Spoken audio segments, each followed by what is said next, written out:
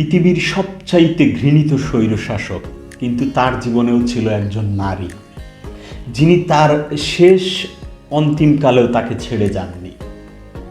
Eva brown মাত্র 17 বছর বয়সে পরিচয় হিটলারের সঙ্গে। হিটলার তখন জার্মানির অবিসংবাদিত তরুণ নেতা। তিনি চাইতেন না যে তিনি যে বিবাহিত বা তিনি যে সম্পর্ক জড়িয়ে আছেন এটি জার্মানির মানুষ জানুক। তিনি চাইতেন তাকে সবাই অবিবাহিত অবিসংবাদিত নেতা হিসাবে জানুক। তাই তিনি ইভা ব্রাউনের সাথে এই সম্পর্কটি গোপন রাখেন। 1945 সাল সোভিয়েত বাহিনী বার্লিনে প্রবেশ করেছে। হিটলার তখন ভূগর্ভস্থ বাংকারে জীবনের শেষ সময়টা পার করছেন। 29 এপ্রিল হিটলার এবং ইভা ব্রাউনের বিয়ে এবং 30 এপ্রিল একসাথে আত্মহত্যা।